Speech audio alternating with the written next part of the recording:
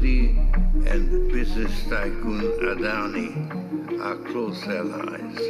Modi is silent on the subject, but he will have to answer questions from foreign investors and in Parliament.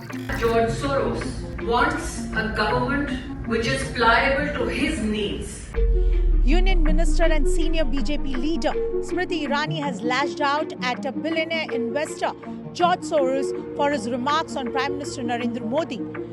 The man who broke the Bank of England, George Soros, an international entrepreneur who hedges bets against many a country, has now declared his ill intention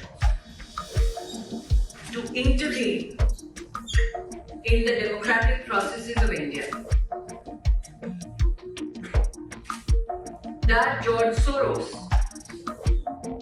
wants a government which is pliable to his needs is more than evident from his statements. That he has pronounced funding of over $1 billion, particularly to target leaders like Prime Minister Modi, is significant. It's a war against India is what Smriti Irani calls out for and announces and calls every Indian to come together to fight against this very particular war that has been called against India. I call upon every individual and organization,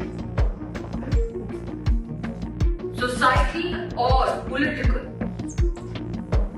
to denounce the intention of this individual who seeks to demonize our democracy, weaken our democratic interests, and who brings an onslaught to the economy of India, all so that he can personally gain.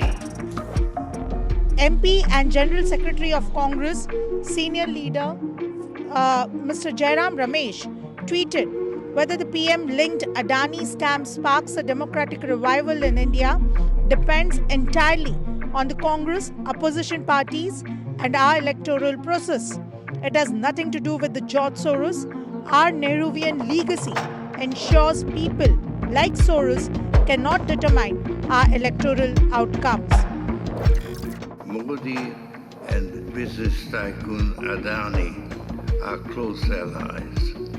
Their fate is intertwined. Adani Enterprises tried to raise funds in the stock market but failed. Adani is accused of stock manipulation and his stock collapsed like a house of cards. Modi is silent on the subject, but he will have to answer questions from foreign investors and in Parliament. George Soros, the person who doesn't seem to have a clean backdrop and background, that very particular person and his words against Prime Minister Narendra Modi are certainly not taken in good terms. We see that it is Smriti Irani that concluded and asked every Indian to come together to give a befitting reply to George Soros, who has a plain intention of overthrowing the democratically elected government of India.